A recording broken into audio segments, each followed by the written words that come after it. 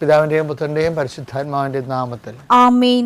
പരിശുദ്ധമേ, അമ്മേ പരിശുദ്ധമേ, ദൈവമാതാവേ, കൃപാസനത്തിലൂടെ ഞങ്ങൾക്കും ഞങ്ങളുടെ ദേശത്തിനും അമ്മ മധ്യസ്ഥം തേടി തന്ന എല്ലാ അനുഗ്രഹങ്ങൾക്കും കൃപകൾക്കും ഞങ്ങളിപ്പോൾ ഹൃദയം നിറഞ്ഞ നന്ദി പറയുന്നു. അമ്മേ പരിശുദ്ധമേ, ദൈവമാതാവേ, 2004 ഡിസംബർ 7 തീയതി ഉച്ചകഴിഞ്ഞ് 2:30 കൃപാസനത്തിൽ സംഭവിച്ച അമ്മയുടെ പ്രത്യക്ഷപ്പെടലിനെ കുറിച്ച് തിരുസഭയ്ക്ക് സമർപ്പിച്ചിരിക്കുന്ന പഠനരേഖകളുടെ മേൽ സഭാത്മകമായ പഠനം ആരംഭിക്കുവാൻ ഞങ്ങൾ പ്രാർത്ഥിക്കുന്നു. അമ്മേ പരിശുദ്ധമേ, ഭൂസ്വർലോകങ്ങളുടെ രാജ്ഞിയായ അങ്ങേയ്ക്ക് ഭൗമ സംരക്ഷണത്തിനായി പ്രപഞ്ച പ്രകൃതിയെ തന്നെ തിരുസഭ പ്രതിഷ്ഠിക്കുവാൻ ഈ പ്രത്യക്ഷീകരണം വഴി ഇടയാക്കണമേ. പരിശുദ്ധമേ, ജപമാല മാതാവേ, സകല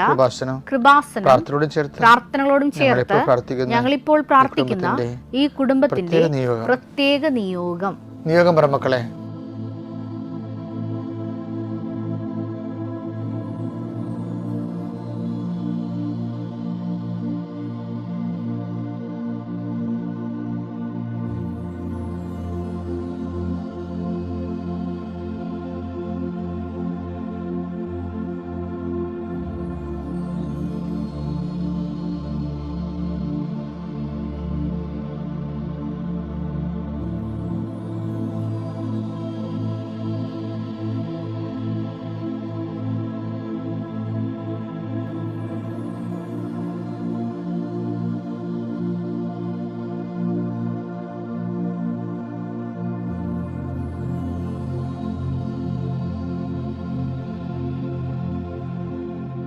അമ്മയുടെ പ്രത്യക്ഷീകരണത്തിന്റെ ഈ അനുഗ്രഹവേളയിൽ ഞങ്ങൾക്ക് സാധിച്ചു തരുവാൻ കനിയണമേ.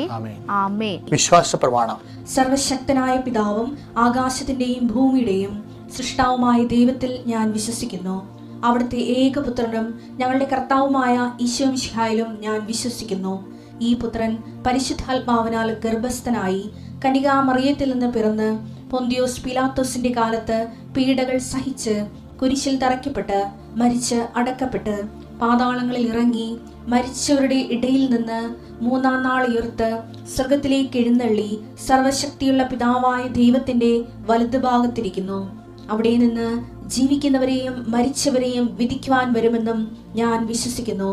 പരിശുദ്ധാത്മാവിലും ഞാൻ വിശ്വസിക്കുന്നു. വിശുദ്ധ കത്തോലിക്കാ സഭയിലും പുണ്യവാന്മാരുടെ ഐക്യത്തിലും പാപങ്ങളുടെ മോചനത്തിലും ശരീരത്തിന്റെ ഉയർപ്പിലും നിത്യമായ ജീവിതത്തിലും ഞാൻ വിശ്വസിക്കുന്നു. ആമേൻ. ഞങ്ങളുടെ പിതാവേ, അങ്ങയുടെ നാമം പൂജിതമാകണമേ. അങ്ങയുടെ രാജ്യം വരണമേ. അങ്ങയുടെ തിരുമനസ് സ്വർഗത്തിലെ പോലെ ഭൂമിയിലും ആകണമേ. അന്നു വേണ്ടുന്ന ആഹാരം ഇന്ന് ഞങ്ങൾക്ക് തരണമേ. ഞങ്ങളോട് തെറ്റ് ചെയ്യുന്നവരോട് ഞങ്ങൾ ക്ഷമിക്കുന്നത് പോലെ ഞങ്ങളുടെ തെറ്റുകൾ ഞങ്ങളോടും ക്ഷമിക്കണമേ. ഞങ്ങളെ പ്രലോഭനത്തിൽ ഉൾപ്പെടുത്തരുതേ, തിന്മയിൽ ഞങ്ങൾ രക്ഷിക്കണമേ. ആമേൻ. നന്മ നിറഞ്ഞ മറിയമേ, സ്വസ്തി. കർത്താവ് അങ്ങയുടെ കൂടെ സ്ത്രീകളിൽ അങ്ങ് അനുഗ്രഹിക്കപ്പെട്ടവളാകുന്നു. അങ്ങയുടെ ഉദരത്തിൻ ഫലമായി ഈശോ അനുഗ്രഹിക്കപ്പെട്ടവനാകുന്നു. പരിശുദ്ധ മറിയമേ, തമ്പുരാന്റെ അമ്മേ, പാപികളായ ഞങ്ങൾക്ക് വേണ്ടി ഇപ്പോഴും ഞങ്ങളുടെ മരണസമയത്തും തമ്പുരാനോട് അപേക്ഷിക്കണമേ. ആമേൻ. കർത്താവേ, നിന്റെ ഉന്നതമായ നാമത്തിന് സ്തോത്രം ചെയ്യുന്നു. അങ്ങനെ മക്കളെ ഉടമ്പടി എടുത്തവരും എടുക്കാത്തവരും പ്രാർത്ഥിക്കുന്നുണ്ട് ഈശോയെ. കർത്താവേ, അങ്ങനെ മക്കളെ കയ്യിലെടുത്ത് വെച്ചിരിക്കുന്ന ഓരോ കാര്യങ്ങൾ, അവർക്ക് വേണ്ടി അവർക്ക് അടുത്തില്ലെങ്കിൽ അവർക്ക് വേണ്ടി മാതാപിതാക്കന്മാർ എടുത്ത് പോയി കയ്യിൽ വെച്ചിരിക്കുന്ന സാധനങ്ങൾ ഇപ്പോൾ ആശീർവദിക്കണമെന്ന് പ്രാർത്ഥിക്കുന്നു. കർത്താവേ, എൻ്റെ കർത്താവിൻ്റെ ഉന്നതമായ നാമത്തിൽ 39 വർഷം ഞാൻ അർപ്പിച്ച കുർബാനയുടെ യോഗ്യതയാൽ കൃപാസ്ഥാനത്താര ജീവനോടെ പ്രത്യക്ഷപ്പെട്ട പരിശുദ്ധ അമ്മയുടെ മാധ്യസ്ഥത്തിലെ ഞാൻ നിങ്ങളുടെ ഉപകരണങ്ങളെ ആശീർവദിക്കുന്നു. നിങ്ങൾ ഓരോരോ ഇടങ്ങളിലേക്ക് പോകാനും കൊടുക്കാനും വാങ്ങിക്കാനുമുള്ള വിഷയങ്ങളെ കർത്താവിൻ്റെ നാമത്തിൽ ആശീർവദിക്കുന്നു. കർത്താവ്, ഞാൻ നിനക്ക് മുമ്പ് എൻ്റെ ദൂതനേക്ക് നളിച്ചത് കർത്താവിൻ്റെ ദൂതൻ നിനക്ക് മുമ്പേ പോവുകയും നിൻ്റെ വഴികളെ ക്രമീകരിക്കുകയും ചെയ്യട്ടെ. പല പല മാനസികാവസ്ഥയിലുള്ളവരുണ്ട് ഈശോയെ. ഭർത്താവിൻ്റെ വഴക്കിട്ടിട്ടുള്ളവരുണ്ട്, സാമ്പത്തിക തകർച്ചിരിക്കുന്നവരുണ്ട്, കുടുംബത്തിൽ കലഹമുള്ളവരുണ്ട്, മക്കളെ അനുസരിക്കാത്തവരുണ്ട്, മക്കൾ ജയിലായവരുണ്ട്, വീടില്ലാത്തവരുണ്ട്, ഭവനത്തിലും പണിസ്ഥലങ്ങളിലും ജോലി സ്ഥലങ്ങളിലും സങ്കടങ്ങളുള്ളവരുണ്ട്. കർത്താവേ, കണ്ണീരുടെ അങ്ങനെ ദിവസത്തിൽ പ്രാർത്ഥിക്കുന്നു. കൃപാസ്ഥാനത്താരെ ജീവനോടെ പ്രത്യക്ഷപ്പെട്ട അമ്മ കന്യാസ്ത്രീ മറിയം നിങ്ങളെ ഇന്ന് സന്ദർശിക്കുകയും നിങ്ങളെ സാന്ത്വനപ്പെടുത്തുകയും ചെയ്യട്ടെ. ആശങ്കപ്പെടുന്ന വിഷയങ്ങൾ, ആശങ്കപ്പെടുന്ന വ്യക്തികൾ പരിശുദ്ധാത്മാവ് നിറയട്ടെ. നിന്നെ ഭീഷണിപ്പെടുത്തുകയും സങ്കടപ്പെടുത്തുകയും ചെയ്യുന്ന ഇന്നത്തെ എന്തെല്ലാം സാഹചര്യങ്ങൾ ഉണ്ടെങ്കിൽ അത് ഓരോ യോഗമാകാം, മീറ്റിംഗ് ആകാം, അവിടെ ഉണ്ടാകുന്ന ക്രിറ്റിസിസം ആകാം, നിന്നുള്ള ചോദ്യം പറച്ചിലാകാം, എന്തും ആയിക്കൊള്ളേ, അവിടെയെല്ലാം പരിശുദ്ധാത്മാവ് പരിശുദ്ധ ദേവമാതാവിനെ ഏൽപ്പിക്കുന്നു. Lord Jesus Christ, pour out His Spirit, touch your fire finger, soak with the precious blood, authority of the Catholic Church, power of Jesus Christ, with the merit of some holy priesthood. I bless and hallow you. ആ മാതാവിനെ ലൂർദിൽ വെച്ച് എന്നോട് പറഞ്ഞത് തന്നെ, അതായത് spiritual grace built upon nature എന്ന് നമ്മൾ കേൾക്കും, പക്ഷേ സ്പിരിച്വാലിറ്റി ബേസ്ഡ് അപ്പോൺ ജെനുവിനിറ്റിയാണ്. അത് ഞാൻ അദ്ദേഹത്തിന് കൊടുത്ത ഒരു പ്രബോധനമാണ്. ആധ്യാത്മികത ജെനുവിനിറ്റിയിലാണ് ആശ്രയിച്ചിരിക്കുന്നത്. മത്തായി 18:21 എടുത്തേ. അപ്പോൾ പത്രോസ് മുന്നോട്ട് വന്ന് അവനോട് ചോദിച്ചു, കർത്താവേ, എന്നോട് തെറ്റ് ചെയ്യുന്ന എന്റെ സഹോദരനോട് ഞാൻ എത്ര പ്രാവശ്യം ക്ഷമിക്കണം? ഇന്നലെ നമ്മൾ കണ്ട സമരക്കാരുടെ കാര്യമില്ലേ, തീ ഗന്ധ കറക്കാൻ. അപ്പോൾ ആ ആൾക്കാരെ ഓരോരുത്തരെ വിളിച്ച് ഇട്ട് ചെയ്യണം. അവിടെ തീങ്കന്ത് ഇറക്കിയ ആൾക്കാരുടെ ഈ അങ്ങനെ പറഞ്ഞെങ്കിലും പത്രോസിനറിയാം ഈ അണ്ണന്മാർ ഇപ്പോഴും സമരക്കാരോട് ക്ഷമിച്ച് കാണത്തില്ല. ചിലപ്പോൾ എന്ത് സ്പിരിറ്റാണ് നിന്നിലുള്ളതെന്ന് ചോദിച്ചില്ലേ. അപ്പോൾ കൊല്ലാരെ നശിപ്പിക്കാനുമാണ് കള്ളം വന്നിരിക്കുന്നത്, ഞാൻ വന്നിരിക്കുന്നത് ജീവനുണ്ടാകാനും അത് സമർത്ഥമായി ഉണ്ടാകുവാനുമാണെന്ന് ഈശോ പറഞ്ഞില്ലേ ഞാൻ 10:10. എങ്കിലും ഈ അണ്ണന്മാർക്കെല്ലാം പൊതുവെ വലിയ മാറ്റമൊന്നുമില്ല. മാറ്റമില്ലെന്നല്ല, അവർക്ക് വേണ്ടത്ര ഈ ജീവൻ ഉണ്ടാകാനും പിന്നെന്താ അത് സമൃദ്ധമാകാനാണെന്നല്ലേ. അപ്പോൾ ജീവൻ സമൃദ്ധിയാണ് ഈശോയുടെ ടാർഗറ്റ് എന്ന് പറയുന്നത്. അപ്പം അത് ആണ് ഈശോയുടെ ടോപ്പിക്ക് പിടികിട്ടി. പത്രോസിൻ്റെ വിജയവത പെട്ടെന്ന് കാര്യം മനസ്സിലാവും, പെട്ടെന്ന് പ്രതികരിക്കുകയും ചെയ്യും. അതായത് പത്രോസിനെ എപ്പോഴും നിഴൽ മറയത്ത് നിർത്തിയിട്ട് വിവരമില്ലാത്തവനെ എടുത്തി അടക്കാനാണെന്നൊക്കെ പറയുന്നില്ലേ, അതിന് പിന്നിലൊരു പൊളിറ്റിക്സ് ഉണ്ട്. കാര്യം എന്താ, പൗലോസിനെ ഹൈലൈറ്റ് ചെയ്യാൻ വേണ്ടിയുള്ള വ്യഗ്രതയിലാണ് ഈ അഭ്യാസം കാണിക്കുന്നത്. പക്ഷേ പത്രോസല്ലേ കർത്താവിൻ്റെ വചനങ്ങളെ കേൾക്കുകയും ആദ്യമായിട്ട് അതിനോട് റെസ്പോണ്ട് ചെയ്യുകയും അതിൻ്റെ അന്തർധാരകളെ അടിയൊഴുക്കുകയും വൈജ്ഞാനികമായിട്ട് ആവശ്യിക്കുകയും ചെയ്തിട്ടുള്ള ആ ഒരു ആത്മീയ ശിശുവില്ലേ, ആത്മീയ ശിശുവിൻ്റെ എടുത്താട്ടം മാത്രമേ പത്രോസിനുള്ളൂ. ശരിക്കും പറഞ്ഞാൽ പത്രോസ് ചോദിക്കണേ എന്താ വെച്ച് കഴിഞ്ഞാൽ, കർത്താവ് നീ ജീവൻ സമൃദ്ധിയായി ഉണ്ടാകാനെന്നൊക്കെ പറയുന്നുണ്ടെങ്കിലും ഈ അണ്ണന്മാർ പലരും ഇപ്പോഴും ക്ഷമിച്ചിട്ടൊന്നുമില്ല. സത്യം പറഞ്ഞാൽ എത്ര പ്രാവശ്യം ക്ഷമിക്കണം? ഈ ക്ഷമിക്കാത്ത വൈരാഗ്യ ബുദ്ധിയുള്ള ഡയബോളിക് പേഴ്സണാലിറ്റി നാഗവല്ലി ഇപ്പോഴും ഇവന്മാരുടെ ഉള്ളിലൊക്കെ ഉണ്ട്. അതിനാണ് ഇച്ചിരി ചോദിക്കണത്. എത്ര എടുത്തേ. അപ്പോൾ പത്രോസ് മുന്നോട്ട് വന്ന് അവനോട് ചോദിച്ചു, അതെ, കർത്താവേ, എന്നോട് തെറ്റ് ചെയ്യുന്ന എന്റെ സഹോദരനോട് ഞാൻ എത്ര പ്രാവശ്യം ക്ഷമിക്കണം? 7 പ്രാവശ്യമോ? യേശു അരുൾ ചെയ്തു, 7 എന്നല്ല 70 പ്രാവശ്യം എന്ന് ഞാൻ നിന്നോട് പറയുന്നു. 7 എന്നല്ല 70 പ്രാവശ്യം എന്ന് പറയുമ്പോൾ അത്രയും നമ്മൾ ബലഹീനമാകുകയാണ്. എന്തിനാണ്? മനുഷ്യൻ്റെ ശക്തി ഓൺ ഔട്ടാകുകയാണ് അവിടെ. V declare that we R helpless and weakness in the name of Jesus. നമ്മളിപ്പോൾ യാബയായിട്ട് മാറുന്നു. സെർവൻ്റ് ഓഫ് ഗോഡ്, ഒരു പ്രയോജനമില്ലാത്ത ദാസൻ, കടമ നിർവഹിക്കുക മാത്രമേ ചെയ്തിട്ടുള്ളൂ. എന്നോട് പറഞ്ഞു 7 പ്രാവശ്യം ക്ഷമിക്കാൻ. എന്നോട് പറഞ്ഞു അവൻ 70 പ്രാവശ്യം ക്ഷമിക്കാൻ. ഞാൻ ബലഹീനനായി ക്ഷമിച്ചിരിക്കുന്നു. അവൻ പറയണ പോലെ ചെയ്യുക. അതാണ് ഉടമ്പടി. ആ ഉടമ്പടിയിലെ പ്രോസസ്സിലേക്ക് വരുമ്പോൾ എന്താ സംഭവിക്കണത്? എന്തെന്നാൽ ബലഹീനതയിലാണ്. കണ്ട, 70ാമത്തെ പ്രാവശ്യം ക്ഷമിക്കുമ്പോൾ 70 പ്രാവശ്യം നിത്യമായി ക്ഷമിക്കുമ്പോൾ നമ്മൾ വി ആർ ഗെറ്റിംഗ് വീക്ക് നമ്മൾ ബലഹീനമായി. അപ്പോൾ എന്ത് സംഭവിക്കും? അപ്പോൾ സമാന്തരമായി സംഭവിക്കുന്ന കാര്യമുണ്ട്. എന്താണത്? 2 കൊറിന്തോസ് 12:9. എന്തെന്നാൽ ബലഹീനതയിലാണ് ദൈവത്തിൻ്റെ ശക്തി, ദാറ്റ് മീൻസ് കൃപ പ്രവർത്തിക്കുന്നത്. പരിശുദ്ധ അമ്മയ്ക്കും ഈശോയ്ക്കും 1000 നന്ദിയും സ്തുതി അർപ്പിക്കുന്നു. ഈ അൾത്താരയിൽ നിന്ന് ഒരിക്കൽ കൂടി സാക്ഷ്യം പറയുവാനായി ഈശോയെ മഹത്വപ്പെടുത്തുവാനായി തന്ന ഈ നിമിഷങ്ങളെ ഓർത്ത് നന്ദി പറയുന്നു ഈശോയ്ക്ക്. എൻ്റെ പേര് ഫിലോമിന. ശുരൂപതയിൽ നിന്നും ചിറ്റിശ്ശേരി ഇടവകയിൽ നിന്നും വരുന്നു. 2022 നവംബർ 14 ഞാൻ ഉടമ്പടി എടുത്തത്. ഞങ്ങൾക്കൊരു ഒരു സ്ഥലവും വീടും വിൽക്കാനുണ്ടായിരുന്നു. ഇപ്പോൾ ചിറ്റിശ്ശേരി ആണെങ്കിലും ഞങ്ങൾ മാമ്പ്രയിൽ അങ്കമാലി രൂപതയിൽ താമസിച്ചിരുന്നു കഴിഞ്ഞ വർഷം. അപ്പോൾ അവിടെ നിന്നും ആ വീട് വിൽക്കുവാനായി. കാരണം വേറെ ഒന്നല്ല, പള്ളി കുറച്ച് അകലെ ആയതുകൊണ്ട് ഒരു ബുദ്ധിമുട്ടുണ്ടായിരുന്നു. അപ്പോൾ അതുകൊണ്ട് അത് വിൽക്കാമെന്ന് വിചാരിച്ചു. അപ്പോൾ അതിന് കുറേ ആളുകൾ വന്നിരുന്നെങ്കിലും സ്ഥലം വിൽക്കുവാനോ അല്ലെങ്കിൽ അതിനൊന്നും സാധിച്ചിരുന്നില്ല, പലവിധ തടസ്സങ്ങളാൽ.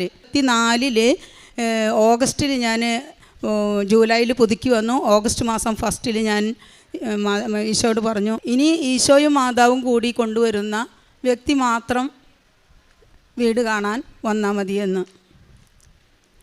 അങ്ങനെ ഞാൻ ഓഗസ്റ്റ് 31 ഈ വീട് വിൽക്കാനായിട്ട് ഈശോയോട് പറഞ്ഞു, പരിശുദ്ധ അമ്മ വഴി. അപ്പോൾ ഡേറ്റ് ഇട്ട് പ്രാർത്ഥിച്ചു, ഓഗസ്റ്റ് 31 അപ്പോൾ അത് പ്രകാരം ഓഗസ്റ്റ് 10 ഞാൻ വീണ് 2 കൈയും ഒടിഞ്ഞ് ഹോസ്പിറ്റലിൽ അഡ്മിറ്റായി. 13 ഒരു സ്ത്രീ വന്നു, വീട് കണ്ടു, ഇഷ്ടപ്പെട്ടു. അപ്പോൾ തന്നെ അവർ ഞങ്ങൾക്കിത് താല്പര്യമുണ്ട്, ഞങ്ങൾക്ക് ഇഷ്ടമായി എന്ന് മകൻ മാത്രമേ ഉണ്ടായിരുന്നുള്ളൂ. ഞാൻ ഹോസ്പിറ്റലായിരുന്നു. മകൻ്റെ അടുത്ത് പറഞ്ഞു. മകൻ പറഞ്ഞ വിലയിൽ തന്നെ അവർ അത് സമ്മതിക്കുകയും ചെയ്തു.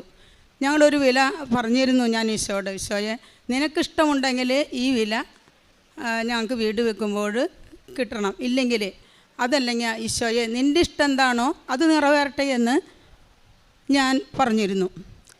അപ്പോൾ അവർ വന്ന് കണ്ടിഷ്ടപ്പെട്ടു. ഞങ്ങൾ പറഞ്ഞ വിലയ്ക്ക് തന്നെ അവർ സമ്മതിച്ചു.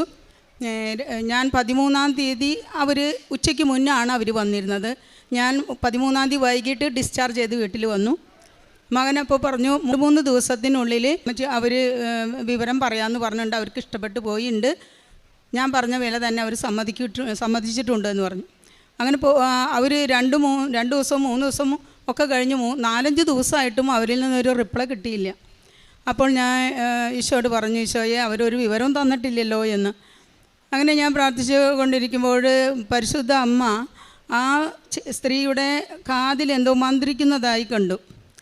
അപ്പോൾ എനിക്ക് മനസ്സിലായി പരിശുദ്ധ അമ്മ ഇടപെട്ടുണ്ട്, അപ്പോൾ കാര്യം ഓക്കെ ആണെന്ന്. അങ്ങനെ പിറ്റേ ദിവസം ഞാനിങ്ങനെ പ്രാർത്ഥിച്ചുകൊണ്ടിരിക്കുമ്പോൾ ഞാൻ പറഞ്ഞു, ഈശോ ഇപ്പോഴും ഒന്നും മറുപടി കിട്ടില്ല. ഈശോ പറയാണ്, ഞാൻ എൻ്റെ അമ്മേനെ അവരുടെ അടുക്കലേക്ക് വിട്ടിട്ടുണ്ട്, അമ്മേനെ അയച്ചിട്ടുണ്ട് അവരുടെ അടുക്കലേക്ക് നിന്ന്. അത് കഴിഞ്ഞ് ഞാനിങ്ങനെ ജപമാല ചൊല്ലി പ്രാർത്ഥിക്കായിരുന്നു. ഞാനിങ്ങനെ ഈശോയോട് പറഞ്ഞു, ഈശോയെ ഞാൻ ഈ 4 ജപമാല സമ്പൂർണ്ണ ജപമാല ചൊല്ലി കഴിയുമ്പോഴേക്കും ഞങ്ങൾക്ക് അനുകൂലമായൊരു മറുപടി ഈശോയെ നിനക്കിഷ്ടമുണ്ടെങ്കിൽ അനുകൂലമായൊരു മറുപടി അവരിൽ നിന്ന് കിട്ടണമെന്ന് ഞാൻ അങ്ങനെ പറഞ്ഞു പ്രാർത്ഥിച്ച് ജപമാല ചൊല്ലി. ഈ 4 ജപമാല ചൊല്ലിക്കഴിഞ്ഞതിൻ്റെ പിന്നാലെ തന്നെ അവർ വിളിച്ചു. അവർ പറഞ്ഞു, ഞങ്ങൾക്ക് ഇഷ്ടമായി, താല്പര്യമുണ്ട്. മോൻ പറഞ്ഞു, ഞങ്ങൾക്ക് ഒരു ഉറപ്പ് വേണ്ടേന്ന് പറഞ്ഞു. അവർ പറയുകയാണ്, ഞങ്ങൾ അടുത്ത മാസം, അതായത് സെപ്റ്റംബർ 12 ഞങ്ങൾ രജിസ്ട്രേഷൻ ചെയ്യും. അപ്പോൾ ക്യാഷ് എല്ലാം ഒരുമിച്ച് അപ്പോൾ തരാൻ, ഞങ്ങൾക്ക് അഡ്വാൻസായിട്ട് തരാൻ ഞങ്ങൾക്കിപ്പോൾ താല്പര്യമില്ല എന്ന് പറഞ്ഞു. മകനൊന്നും മിണ്ടിയില്ല. പിറ്റേ ദിവസം രാവിലെ അപ്പം ഞാനിങ്ങനെ പറഞ്ഞു, ഈശോയെ ഉറപ്പൊന്നും ഇല്ലാണ്ട് അവർ പറയണതും കാത്ത് വേറെ ആൾക്കാർ വരുമ്പോൾ നമ്മൾ സമ്മതിക്കാണ്ടിരിക്കുക, അങ്ങനെ ഒരു മനസ്സിലൊരു ബുദ്ധിമുട്ട്. അപ്പം ഞാനിങ്ങനെ ഈശോയോട് പറഞ്ഞു, ഈശോയെ ഞങ്ങൾക്കൊരു ഉറപ്പും കിട്ടിയിട്ടില്ലല്ലോ എന്ന് പറഞ്ഞു.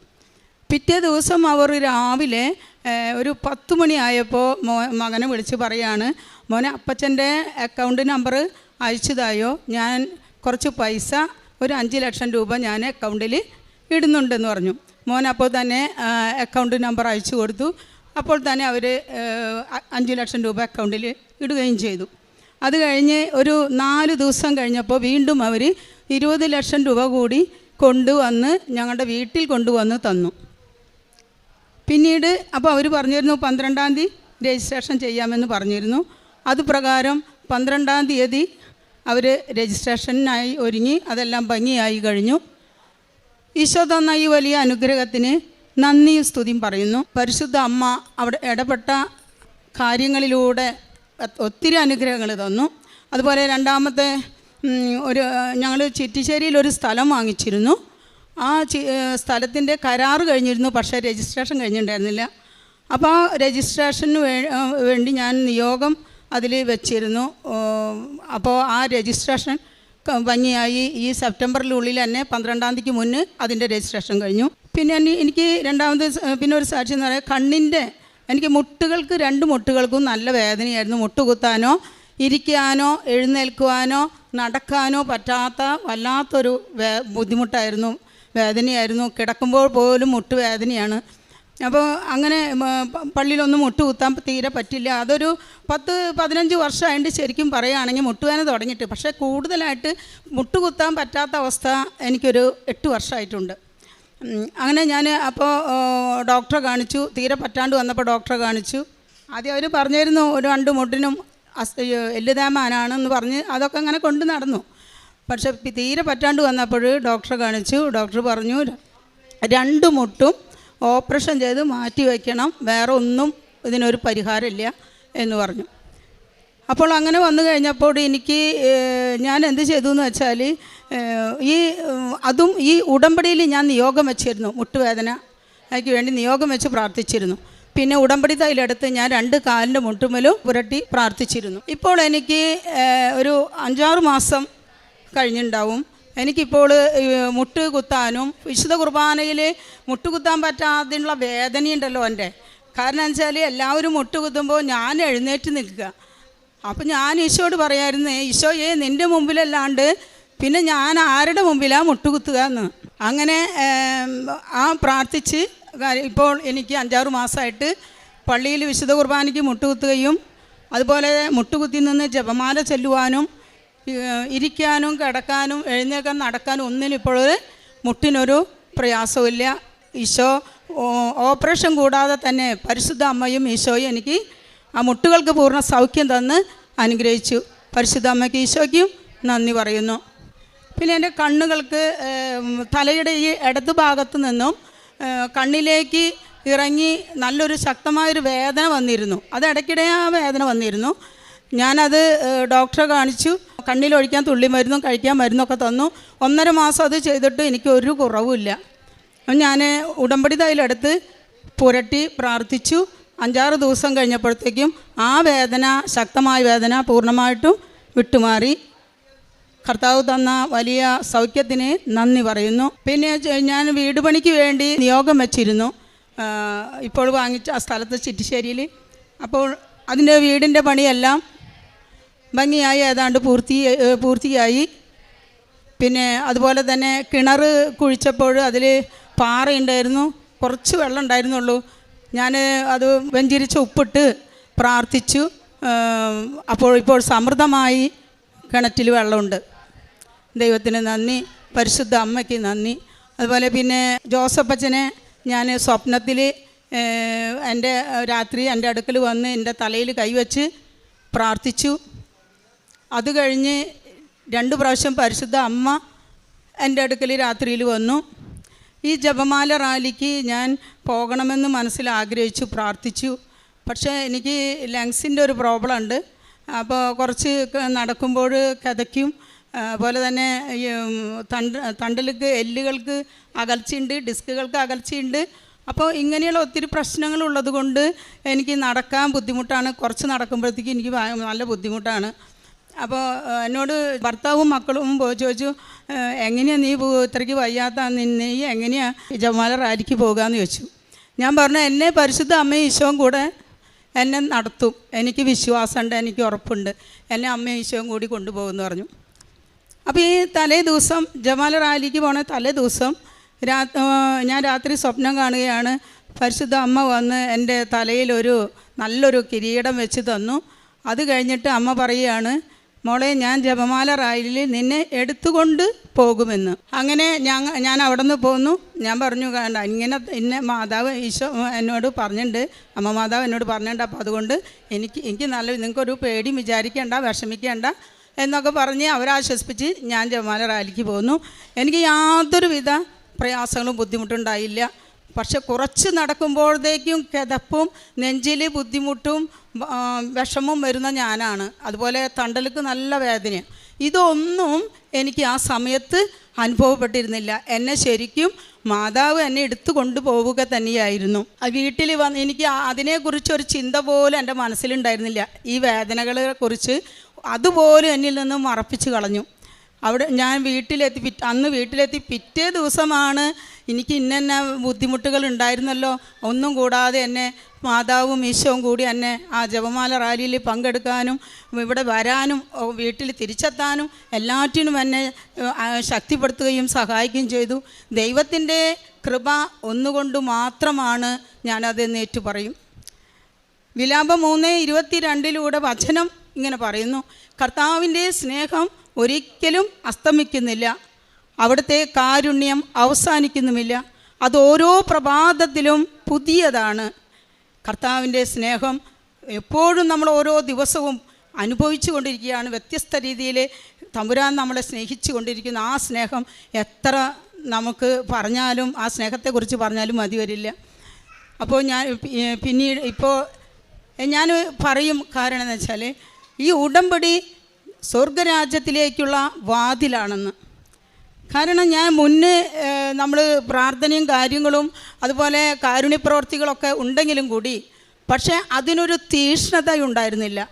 കൂടുതൽ ഇപ്പം എനിക്ക് തീഷ്ണതയും അതിലൊരു അത് ചെയ്യണം എന്നുള്ള ഒരു ആഗ്രഹവും ദാഹവും ആ ഒരു വിശ്വാസവും വിശ്വസ്തതയും ഒക്കെ എനിക്ക് ഈ ഉടമ്പടി എടുത്തപ്പോൾ തന്നെയാണ് കിട്ടിയിരിക്കുന്നത്.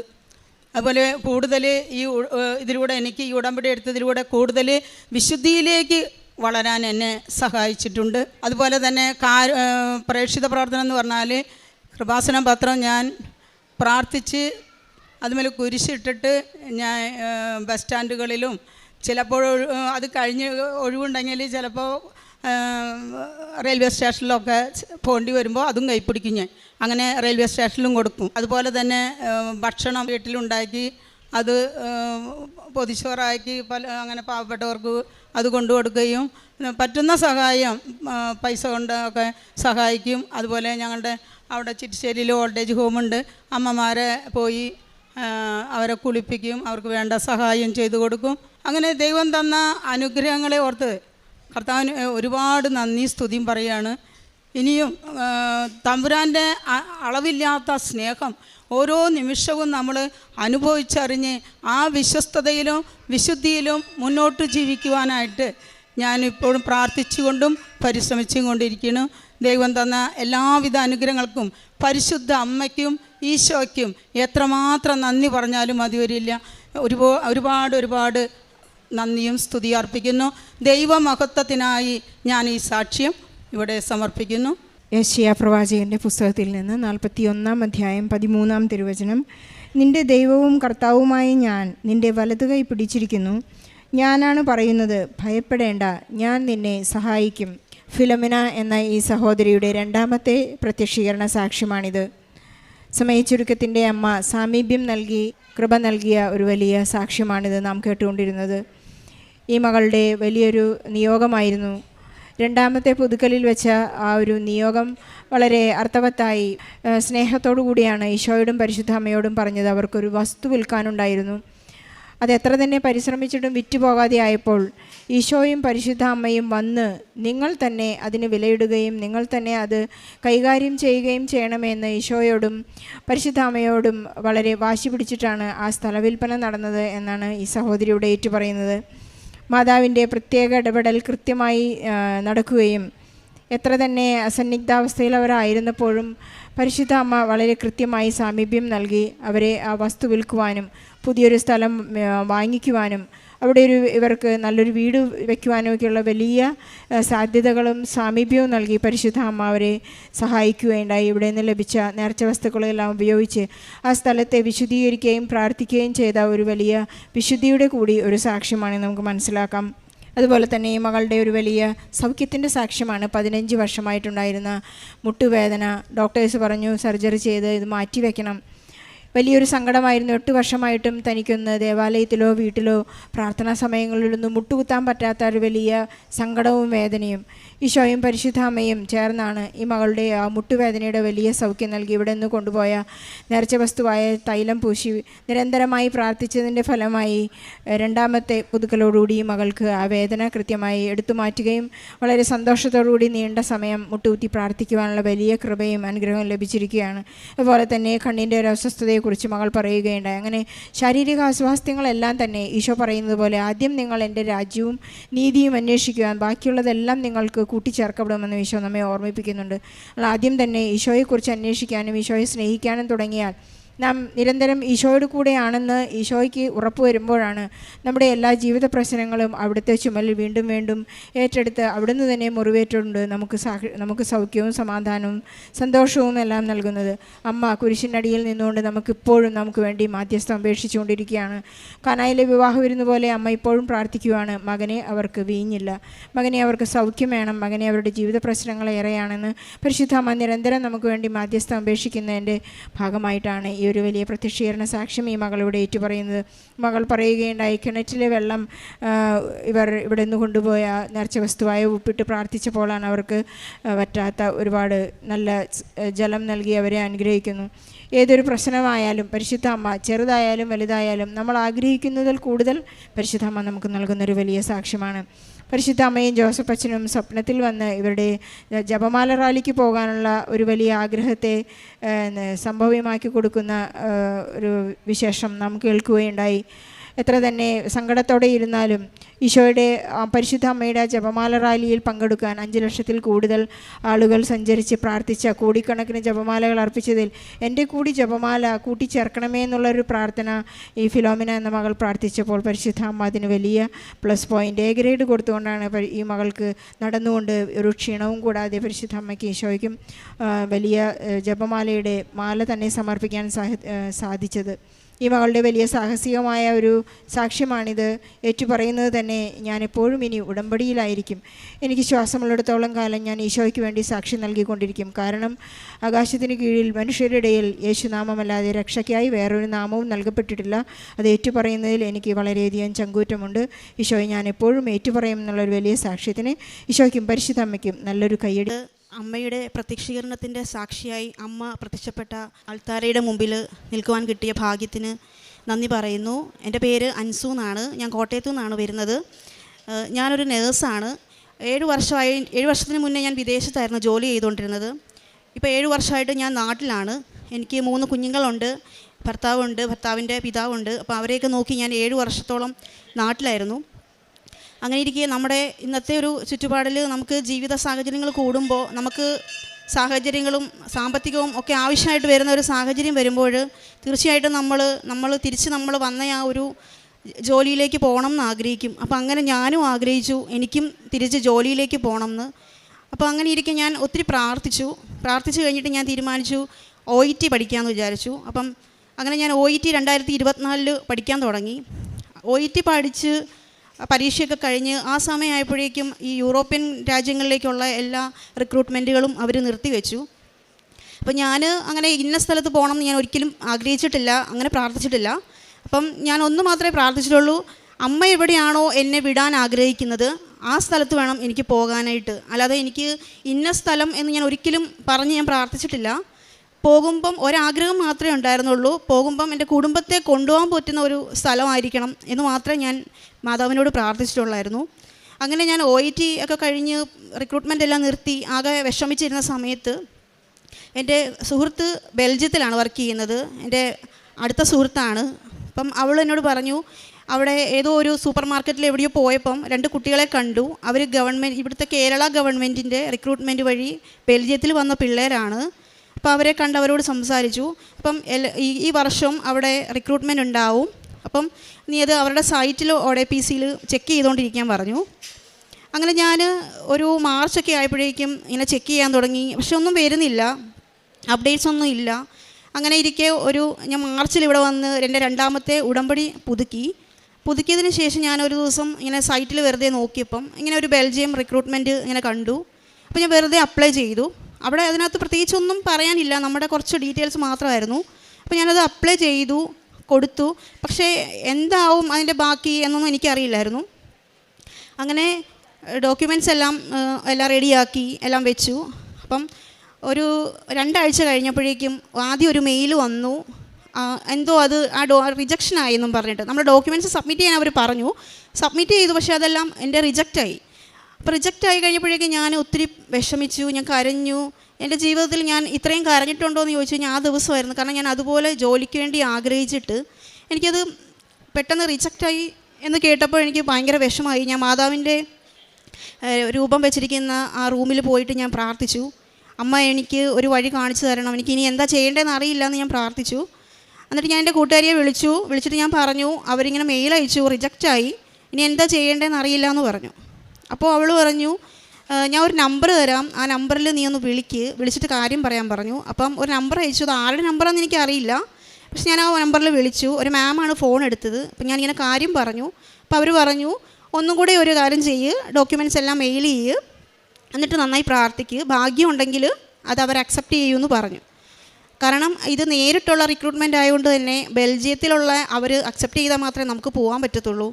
അങ്ങനെ ഞാൻ പ്രാർത്ഥിച്ചു, മെയിൽ അയച്ചു, വിശ്വാസ പ്രമാണം ചൊല്ലി, പ്രത്യക്ഷീകരണ പ്രാർത്ഥന ചൊല്ലി. അപ്പം അങ്ങനെ പ്രാർത്ഥിച്ച് ഞാൻ ആ മെയിൽ അയച്ചു. 1 വീക്ക് കഴിഞ്ഞപ്പോഴേക്കും മെയിൽ വന്നു, സെലക്ട് ആയി എന്ന് പറഞ്ഞിട്ട്. അത് കഴിഞ്ഞ് ഒരു ഇൻ്റർവ്യൂ ഉണ്ടായിരുന്നു, ഒരു സൈക്കോളജിക്കൽ ടെസ്റ്റ് ഉണ്ടായിരുന്നു. ആ ടെസ്റ്റ് 45 മിനിറ്റിനുള്ളിൽ പൂർത്തിയാക്കണമായിരുന്നു. ആ ടെസ്റ്റിനെ പറ്റി എനിക്കൊന്നും അറിയില്ലായിരുന്നു. പക്ഷേ ഞാനത് 40 മിനിറ്റിനുള്ളിൽ കംപ്ലീറ്റ് ചെയ്തു. ഒരാഴ്ച കഴിഞ്ഞപ്പോൾ മെയിൽ വന്നു, ആ ടെസ്റ്റ് ഞാൻ പാസ്സായി എന്ന് മെയിൽ വന്നു.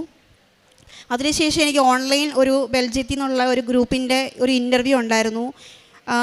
അവർ 800 പേരുടെയോളം ഡോക്യുമെൻറ്റ്സും കാര്യങ്ങളും നോക്കിയിട്ട് അതിൽ നിന്ന് അവർക്ക് 73 പേരെ മതിയായിരുന്നു. അപ്പം അതിലൊരാളാകാൻ എനിക്ക് പറ്റുമോ എന്ന് എനിക്ക് അറിയില്ലായിരുന്നു. പക്ഷേ എങ്കിലും ആ ഇൻ്റർവ്യൂ ഓൺലൈൻ ഇൻ്റർവ്യൂ ആയിരുന്നു. ആ സമയത്ത് ഞാൻ ഇരുന്ന ഇരിപ്പിടത്തിൽ ഉപ്പ് വിതറി, ഞാൻ അതിലിരുന്നു, കയ്യിൽ കാശ് രൂപവും ഉപ്പും പിടിച്ചു, നാക്കിൽ ഞാൻ എണ്ണ കുരിശ് വരച്ചു. എന്നിട്ട് ഞാൻ ഇൻ്റർവ്യൂ അറ്റൻഡ് ചെയ്തു. അവർ ചോദിച്ച എല്ലാ ക്വസ്റ്റിൻ്റെയും ഉത്തരങ്ങൾ എനിക്ക് പറയാൻ സാധിച്ചു. എനിക്ക് അങ്ങനെ ഒരു വിഷമം തോന്നിയില്ല, ഞാനൊന്നും പറഞ്ഞില്ല എന്നൊന്നും തോന്നിയില്ല. കാരണം ഞാനല്ല അവിടെ ഒന്നും പറഞ്ഞത്, പരിശുദ്ധ അമ്മയാണ് അതെല്ലാം അവർക്ക് വേണ്ടതൊക്കെ എൻ്റെ നാവിൽ കൂടി പറഞ്ഞത്. അങ്ങനെ ഞാൻ ആ ഇൻ്റർവ്യൂ കഴിഞ്ഞ് ഒരാഴ്ച കഴിഞ്ഞപ്പോഴേക്കും എനിക്ക് കോൾ വന്നു, ഞാൻ ആ ഇൻ്റർവ്യൂ സെലക്റ്റായി എന്ന് പറഞ്ഞിട്ട് കോൾ വന്നു. അപ്പോൾ അവർ പറഞ്ഞു, ഇത് ഫൈനലല്ല, ഇനിയും ഉണ്ട് ഇൻ്റർവ്യൂസ് എന്ന് പറഞ്ഞു. അങ്ങനെ ഇതുപോലെ തന്നെ 2-3 ഇൻ്റർവ്യൂസ് വേറെ ഉണ്ടായിരുന്നു. അപ്പോഴെല്ലാം ഞാൻ വിശുദ്ധ തൈലവും ഉപ്പും കാശ് രൂപവും ഉപയോഗിച്ചു. അങ്ങനെ ഞാൻ ആ ഇൻ്റർവ്യൂ എല്ലാം പാസ്സായി കഴിഞ്ഞ് എനിക്ക് എത്രയും ഗ്യാപ്പുള്ളതുകൊണ്ട് എനിക്ക് കോട്ടയത്തൊന്നും എനിക്ക് ജോലിയൊന്നും കിട്ടുന്നില്ലായിരുന്നു. കാരണം 7 വർഷത്തെ ഗ്യാപ്പായതുകൊണ്ട് ചെല്ലുന്നിടത്തൊക്കെ അവർ പറയുന്നത് ഗ്യാപ്പ് പറ്റില്ല, 1 വർഷമൊക്കെ പറ്റുള്ളൂ എന്നൊക്കെയാണ്. അപ്പോൾ അങ്ങനെ ഇരിക്കുമ്പോൾ എനിക്ക് എറണാകുളത്ത് ലൂർദിൽ ജോലി ചെയ്യാൻ പറ്റി. അപ്പം അങ്ങനെ അവിടെ ജോലി ചെയ്തു. ലാംഗ്വേജ് കോഴ്സ് ഉണ്ടായിരുന്നു. പിന്നെ 3 മാസം കഴിഞ്ഞപ്പോഴും ബെൽജിയത്തിൽ നിന്ന് ഒരു ഗ്രൂപ്പ് ഓഫ് ആൾക്കാരെത്തി. നമുക്ക് ടെസ്റ്റ് ഉണ്ടായിരുന്നു, അസസ്മെൻറ്റും പ്രാക്ടിക്കലും തിയറിയും എല്ലാം ഉണ്ടായിരുന്നു നഴ്സിങ്ങിൻ്റെ. അങ്ങനെ ആ ടെസ്റ്റൊക്കെ പാസ്സായി. സത്യം പറഞ്ഞാൽ ഇതൊന്നും ഞാൻ സ്വന്തമായിട്ട് എൻ്റെ ഒരു കഴിവുകൊണ്ട് ചെയ്തതല്ല, പക്ഷേ അമ്മയാണ് അതെല്ലാം അവിടെ വന്ന് എനിക്ക് വേണ്ടി ഇതെല്ലാം ചെയ്തത്. കാരണം ഞാൻ അത്രയും ആഗ്രഹിച്ചു അവിടെ പോകാൻ വേണ്ടിയിട്ട് കുഞ്ഞുങ്ങളെയായിട്ട്. അപ്പം അങ്ങനെ ഇരിക്കെ ആ ടെസ്റ്റെല്ലാം കഴിഞ്ഞു. അതിനകടയിലും ചെറിയ പ്രതിസന്ധികളൊക്കെ വന്നെങ്കിലും അതൊക്കെ നേരിടാൻ പറ്റി, പരീക്ഷ പാസ്സായി. ഇപ്പം ടിക്കറ്റും വിസയും വന്നു. ഇതാണ് എൻ്റെ ടിക്കറ്റും വിസയും. അടുത്ത മാസം ഞാൻ ബെൽജിയത്തിലേക്ക് പോവുകയാണ്. ഞങ്ങൾ 73 പേരുണ്ട്, ഒരുമിച്ചാണ് ഞങ്ങൾ പോകുന്നത്. ഈ ഒരു അനുഗ്രഹം എൻ്റെ ജീവിതത്തിൽ ഏറ്റവും പ്രധാനപ്പെട്ടതാണ്. ഇതെനിക്ക് നേടിത്തന്നത് പരിശുദ്ധ അമ്മയാണ്. അതുകൊണ്ട് തന്നെ പരിശുദ്ധ അമ്മയ്ക്കും തിരുക്കുമാരനും 1000 നന്ദി അറിയിക്കുന്നു. പിന്നെ എൻ്റെ ഈ ഒരു യാത്രയിൽ എനിക്ക് എൻ്റെ സർട്ടിഫിക്കറ്റ് റിന്യൂ ചെയ്യണമായിരുന്നു. അപ്പം എനിക്കത് പല കാരണങ്ങൾ, കുഞ്ഞുങ്ങൾ ചെറുതായതുകൊണ്ടും എനിക്ക് പോകാനുള്ള ബുദ്ധിമുട്ട് കാരണം ഞാൻ മാറ്റി വെച്ചിരുന്ന ഒരു കാര്യമായിരുന്നു. അപ്പോൾ എനിക്ക് ഈ റിക്രൂട്ട്മെൻറ്റിലേക്ക് പോകാൻ നേരത്ത് എനിക്ക് ആ രജിസ്ട്രേഷൻ സർട്ടിഫിക്കറ്റ് റിന്യൂ ചെയ്യണമെങ്കിൽ എനിക്കൊരു ID കാർഡ് വേണമായിരുന്നു, ഞങ്ങളുടെ ഹൈദരാബാദിൽ നിന്നുള്ളത്. അപ്പോൾ അത് കിട്ടാൻ വേണ്ടി ഞാൻ അപ്ലൈ ചെയ്ത് 5 മാസം കഴിഞ്ഞപ്പം ഒരു മെയിൽ വന്നു, എന്തൊക്കെയോ ചെറിയ മിസ്റ്റേക്കും എന്തൊക്കെയോ ഈ സ്റ്റേറ്റ് ഡിഫറെൻ്റ് ആയതിൻ്റെയും വ്യത്യാസം കൊണ്ട് അത് ഹോൾഡായി കിടക്കും, അത് കിട്ടാനായിട്ട് പാടാമെന്ന് പറഞ്ഞു. അപ്പോൾ ഞാൻ പ്രാർത്ഥിച്ചു. ഇവിടെ വന്ന് ഉടമ്പടി പുതുക്കി. 1ാമത്തെ നിയോഗം എൻ്റെ ആ NOCയും എൻ്റെ ആ NUID അത് രണ്ടും കിട്ടണം എന്നായിരുന്നു. എനിക്ക് ഈ 13-ാം തീയതി ഈ ഒരു റിക്രൂട്ട്മെൻറ്റിൽ എനിക്ക് പോകണം, അതായിരുന്നു. അപ്പോൾ ഞാൻ അങ്ങനെ പ്രാർത്ഥിച്ചതിൻ്റെ ഫലമായിട്ട് ഞാൻ NOID വീണ്ടും അപ്ലൈ ചെയ്തു. 1.5 മാസം കഴിഞ്ഞപ്പം ഞാൻ ആ ഏജൻറ്റിനെ വിളിച്ചപ്പോൾ അയാൾ പറഞ്ഞു അത് എന്തോ ഇഷ്യൂസാണ്, ഏജൻറ്റുമാർ തമ്മിലുള്ള ഇഷ്യൂസ് കാരണം അവർ ഹോൾഡ് ചെയ്ത് വെച്ചിരിക്കുകയാണ്, അപ്പം വേറെ ആരെയും ഏൽപ്പിക്കാൻ പറഞ്ഞു. അപ്പം ഞാൻ വീണ്ടും പ്രാർത്ഥിച്ചു. ഇവിടെ വന്ന് ഞാൻ ഒരു ദിവസം മുഴുവൻ ഇവിടെ ഇരുന്നു പ്രാർത്ഥിച്ചു. എന്നിട്ട് ഞാൻ ഒരു ഏജൻറ്റിനെ വിളിച്ചു. അദ്ദേഹം എന്നോട് പറഞ്ഞത് ഒരു 45 ദിവസം എടുക്കും ഇത് കിട്ടാമെന്ന് പറഞ്ഞു. അപ്പം ഞാൻ പറഞ്ഞു കുഴപ്പമില്ല, നമുക്ക് അപ്ലൈ ചെയ്യാമെന്ന് പറഞ്ഞ് അപ്ലൈ ചെയ്ത് കഴിഞ്ഞപ്പോഴാണ് ഈ ബെൽജിയത്തിൽ നിന്നുള്ള അവരുടെ മെയിൽ വരുന്നു. അവരുടെ ഒരു സൈറ്റുണ്ട്, അതിൽ ഒക്ടോബർ 31 മുന്നേ ഈ സർട്ടിഫിക്കറ്റ് എല്ലാം അപ്ലോഡ് ചെയ്യണമെന്ന് പറഞ്ഞിട്ട്. അപ്പോൾ എനിക്ക് ഈ രജിസ്ട്രേഷൻ സർട്ടിഫിക്കറ്റ് റിന്യൂ ചെയ്താൽ മാത്രമേ എനിക്കത് അപ്ലൈ ചെയ്യാൻ പറ്റത്തുള്ളൂ. അപ്പോൾ എനിക്ക് ഭയങ്കര ടെൻഷനായി, ഇനി എന്നെ ചെയ്യുന്നത് അറിയില്ല. അയാൾ പറയുന്നത് 45 ദിവസം എടുക്കുമെന്ന് പറയുന്നു. അങ്ങനെ ഞാൻ നിരന്തരം പ്രാർത്ഥിച്ചുകൊണ്ടിരുന്നു, വിശ്വാസപ്രമാണം ചൊല്ലിക്കൊണ്ടേയിരുന്നു. ഏത് ചെറിയതും വലുതുമായിട്ടുള്ള കാര്യങ്ങൾക്കും ഞാൻ വിശ്വാസപ്രമാണമാണ് കൂടുതലും ചൊല്ലുന്നത്. പ്രത്യക്ഷീകരണ പ്രാർത്ഥനയും അതിനോടൊപ്പം ചൊല്ലും. അങ്ങനെ അദ്ദേഹം എന്നോട് പറഞ്ഞു ഞാൻ നോക്കട്ടെ എന്ന് പറഞ്ഞു. 45 ദിവസം എന്ന് പറഞ്ഞ സാധനം ഒരാഴ്ച കൊണ്ട് എനിക്ക് കിട്ടി കയ്യിൽ. അതിനുശേഷം എനിക്ക് വേറൊരു സർട്ടിഫിക്കറ്റ് വേണമായിരുന്നു. അപ്പോൾ അത് എങ്ങനെ പോയാലും 1 മാസം എടുക്കും, അത് അല്ലാണ്ട് കിട്ടൂല എന്ന് പറഞ്ഞു. അപ്പോൾ എനിക്ക് ഒരിക്കലും ഈ ഒക്ടോബർ 31 ഇത് സബ്മിറ്റ് ചെയ്യാൻ പറ്റത്തില്ല. അപ്പോൾ ഞാൻ അവർക്ക് മെയിൽ അയച്ചു, എനിക്കിങ്ങനെ ഒരു പെൻഡിങ് ഒരു സർട്ടിഫിക്കറ്റ് ഉണ്ട്, അപ്പോൾ അത് കിട്ടാനായിട്ട് കുറച്ച് സമയം എടുക്കുമെന്ന് പറഞ്ഞു. അപ്പോൾ അവർ എൻ്റെ അടുത്ത് പറഞ്ഞു എപ്പം നിനക്ക് പറ്റുമെന്ന് ചോദിച്ചു സബ്മിറ്റ് ചെയ്യാൻ. അപ്പം ഞാനിങ്ങനെ എനിക്കറിയില്ല എന്നാന്ന്, പക്ഷേ ഞാൻ കണ്ണടച്ച് പ്രാർത്ഥിച്ചു മാതാവിനോട്, എന്ന് പറയണമെന്ന് എനിക്കറിയില്ല. അപ്പം അമ്മ ഒരു ഡേറ്റ് പറയുവാണെങ്കിൽ ആ ഡേറ്റ് എനിക്ക് പറയാമല്ലോ എന്ന് ഞാൻ പ്രാർത്ഥിച്ചു. അപ്പം അമ്മ എന്നെ തോന്നിപ്പിച്ചത് നവംബർ 15 നീ പറ, 15-നുള്ളിൽ അപ്ലോഡ് ചെയ്യാം, അങ്ങനെയാണ് എനിക്ക് തോന്നിച്ചത്. അങ്ങനെ ഞാൻ അവരോട് പറഞ്ഞു നവംബർ 15 ഞാൻ 15 മുന്നേ ആയിട്ട് ഞാൻ അപ്ലോഡ് ചെയ്യാമെന്ന് പറഞ്ഞു. പക്ഷേ എനിക്ക് ഉറപ്പായിരുന്നു ഇത് മാതാവ് എനിക്ക് തരുമെന്ന് എനിക്ക് ഉറപ്പായിരുന്നു. പക്ഷേ ഈ ഏജൻറ്റ് പറയുന്നത് 1 മാസമെന്ന്. അങ്ങനെ നോക്കുമ്പം ഇത് കിട്ടാൻ ഒരു വഴിയില്ല. അങ്ങനെ ഇരിക്കുമ്പം ഈ 1 മാസം എന്ന് പറഞ്ഞ ഈ സർട്ടിഫിക്കറ്റ് 4 ദിവസം കൊണ്ട് അദ്ദേഹം എനിക്ക് നേടിത്തന്നു. അങ്ങനെ ആ 4 ദിവസം കൊണ്ട് ആ സർട്ടിഫിക്കറ്റും എനിക്ക് കിട്ടി.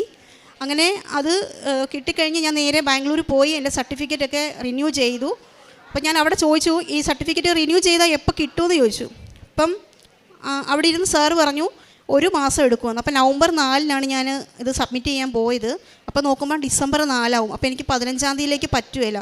പക്ഷെ ഞാൻ എന്നും പ്രാർത്ഥിച്ചുകൊണ്ടേയിരുന്നു, അമ്മയുടെ പ്രത്യക്ഷീകരണത്തിൻ്റെ ഒരു സാക്ഷിയാക്കി മാറ്റണം, എനിക്കിവിടെ വന്ന് എല്ലാവരോടും ഈ അത്ഭുതത്തെ പറയണം, അതിനുവേണ്ടി അമ്മ എനിക്കത് തരണം എന്ന് ഞാൻ പ്രാർത്ഥിച്ചു.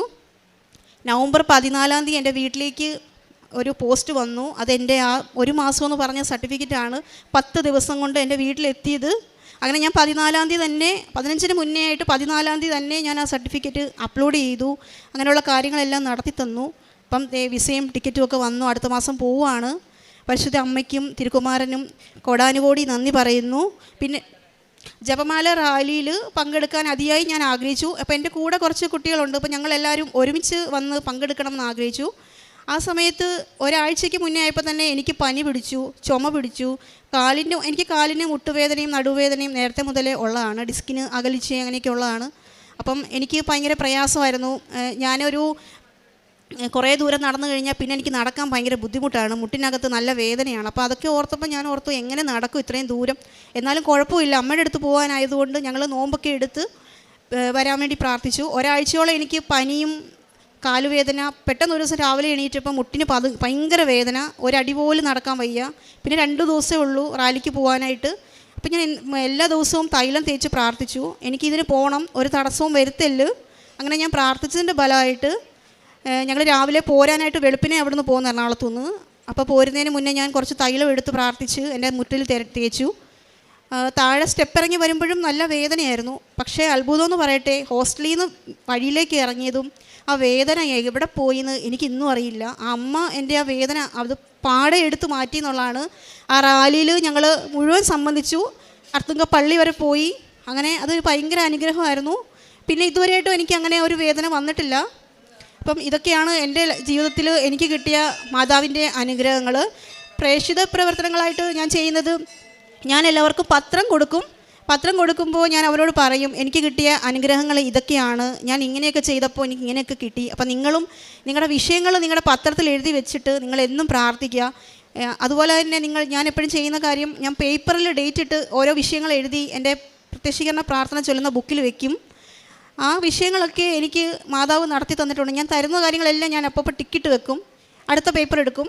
അങ്ങനെ ഞാൻ ഇവിടെ വരുമ്പോൾ ആ പേപ്പറെല്ലാം ഇവിടെ കൊണ്ടുവരും, ഇവിടെ കൊണ്ടുവന്ന് പ്രാർത്ഥിക്കും. അപ്പോൾ ഞാൻ ഈ പത്രം കൊടുക്കുന്ന എല്ലാവരോടും പറയും, നിങ്ങളും അതുപോലെ ചെയ്യണം. ഇങ്ങനെ പത്രം വെച്ചിട്ട് പത്രത്തിൽ എഴുതി വെച്ച് പ്രാർത്ഥിക്കണം. എഴുതി വെച്ച് പ്രാർത്ഥിക്കുന്ന എല്ലാ വിഷയങ്ങളും നടക്കും. കാരണം ഞങ്ങളുടെ ചെറുപ്പം തൊട്ടേ ഞങ്ങളുടെ അമ്മ ഒരു നല്ലൊരു വിശ്വാസിയാണ്, ദൈവത്തിനോട് മാതാവിനോട് അടുത്ത് നിൽക്കുന്ന ഒരാളാണ്. അങ്ങനെ ചെയ്തു. ആത്മീയമായിട്ട് ഞങ്ങൾ ഇവിടെ എറണാകുളത്ത് ഹോസ്പിറ്റലിലാണ് വർക്ക് ചെയ്യുന്നത്. അപ്പോൾ അവിടെ നമുക്ക് ചാപ്പലുണ്ട്. അപ്പോൾ ഞങ്ങളുടെ അവിടെ രാവിലെയും വൈകുന്നേരം കുർബാനയുണ്ട്. അപ്പം പറ്റുന്ന പോലെ രാവിലെയോ വൈകിട്ടോ ആയിട്ട് കുർബാനയ്ക്ക് പോകും, കുർബാന സ്വീകരിക്കും, കുമ്പസാരിക്കും.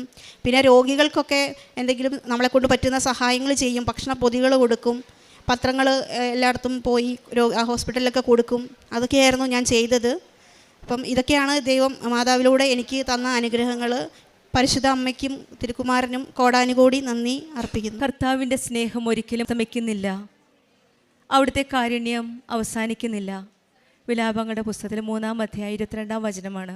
കടുത്ത വേദനയിലും ഉണ്ടായിരുന്നപ്പോഴുള്ള ഇസ്രായേൽ ജനത പൂർണ്ണമായി നശിച്ചു പോകാതിരിക്കാനുള്ള കാരണം ദൈവത്തിൻ്റെ കരുണയും സ്നേഹവുമായിരുന്നു. ദൈവത്തിന് എപ്പോഴും നമ്മളോടുള്ള കരുണയും സ്നേഹവുമാണ് നമ്മളെ എപ്പോഴും നിലനിർത്തുന്നത്. ആ സ്നേഹത്തിലും ആ ശ്രദ്ധയിലും അൻസു മാത്യു എന്ന മകളുടെ സാക്ഷ്യത്തിൽ നമ്മളതാണ് കാണുന്നത്. ഈശോയുടെ സ്നേഹവും പരിശുദ്ധ അമ്മയുടെ സ്നേഹവും വാത്സല്യവുമാണ് ഈ മകൾ പറഞ്ഞ സാക്ഷ്യത്തിൽ നമുക്ക് കാണുവാൻ സാധിക്കുന്നത്. ഒരിക്കലും അസ്തമിക്കാത്ത സ്നേഹമാണ്, നമ്മളെ തേടിയെത്തുന്ന ദൈവമാണ് നമുക്കുള്ളത്. ഈ മകൾ 7 വർഷത്തെ ഗ്യാപ്പിന് ശേഷം ജോലിക്ക് അന്വേഷിച്ചപ്പോൾ, ഉടമ്പടി എടുത്ത് പ്രാർത്ഥിച്ചപ്പോൾ, നിയോഗം വെച്ച് സമർപ്പിച്ച് പ്രാർത്ഥിച്ചപ്പോഴാണ് ഈശോയും അമ്മയും ഈ മകളുടെ ജീവിതത്തിൽ കടന്നു ചെന്നത്. സർട്ടിഫിക്കറ്റ് കിട്ടുവാനായിട്ട് പല പ്രതിബന്ധങ്ങളും ഉണ്ടായിരുന്നു. സമയച്ചുരുക്കത്തിൻ്റെ അമ്മ, ടൈം ഷോർട്ടനിങ്ങിൻ്റെ അമ്മ, എല്ലാ കാര്യവും ഓരോന്നായി നടത്തി കൊടുക്കുകയായിരുന്നു. 45 ദിവസം വേണമെന്ന് പറഞ്ഞ സർട്ടിഫിക്കറ്റ് സമയച്ചുരുക്കത്തിൻ്റെ അമ്മ ഒരാഴ്ചയാക്കി തീർത്തു. 15 ദിവസം വേണമെന്ന് പറഞ്ഞ് ഈ മകളുടെ ഡേറ്റ് ഇട്ട് പ്രാർത്ഥിച്ചു, നവംബർ 15. അത് 4 ദിവസം കൊണ്ട് ഈശോയും അമ്മയും ചെയ്തു കൊടുത്തു. ഈ മകളുടെ ജീവിതത്തിൽ പല പ്രാവശ്യവും ഡേറ്റ് ഇട്ട് പ്രാർത്ഥിച്ചു. ഈശോയും അമ്മയും സമയച്ചുരുക്കത്തിൽ ചെറുതായ സമയത്തിൽ തന്നെ ഈ മകൾക്ക് എല്ലാ കാര്യങ്ങളും ചെയ്തു കൊടുക്കുന്നതായിട്ടാണ് കാണുന്നത്. മകൾ പ്രാർത്ഥിച്ച പ്രാർത്ഥനയാണ് പ്രത്യക്ഷീകരണ പ്രാർത്ഥനയും വിശ്വാസ പ്രമാണവും. എപ്പോഴും പ്രാർത്ഥിച്ച് തുടർച്ചയായിട്ട് നമ്മൾ കേട്ടതാണ്, പ്രത്യക്ഷീകരണത്തിൻ്റെ സാക്ഷിയാക്കി എന്നെ തീർക്കണമേ എന്നാണ് ഈ മകൾ പ്രാർത്ഥിച്ചിരുന്ന പ്രാർത്ഥന. നമുക്കും ഈ മകളെപ്പോലെ പ്രത്യക്ഷീകരണത്തിൻ്റെ സാക്ഷിയാക്കി തീർക്കാമെന്ന് നമുക്ക് പ്രാർത്ഥിക്കാം. നമ്മളും ഈശോയുടെ അമ്മയുടെയും പ്രത്യക്ഷീകരണത്തെ സാക്ഷിയായിട്ട് നമുക്കും ഉടമ്പടി ജീവിതം മുന്നോട്ട് നയിക്കാം. ഈ മകൾ പറഞ്ഞതുപോലെ എല്ലാ കാര്യത്തിലും ഈശോയുടെ എല്ലാ ഇൻ്റർവ്യൂവിന് പോയപ്പോഴും എല്ലാ കാര്യങ്ങൾ ചെയ്തപ്പോഴും ഉടമ്പടി വസ്തുക്കളായിരുന്നു ഈ മോളുടെ കൈവശം ഉണ്ടായിരുന്നത്. നമുക്ക് ഉടമ്പടി വസ്തുക്കൾ നമ്മുടെ കൈവശമുള്ളപ്പോൾ നമ്മൾക്കൊരു കോൺഫിഡൻസാണ്, നമുക്കൊരു ശക്തിയാണ്, നമ്മൾക്ക് വിശ്വാസമാണ് ഈശോയും അമ്മയും നമ്മുടെ കൂടെയുണ്ട് എന്നുള്ളൊരു വിശ്വാസം.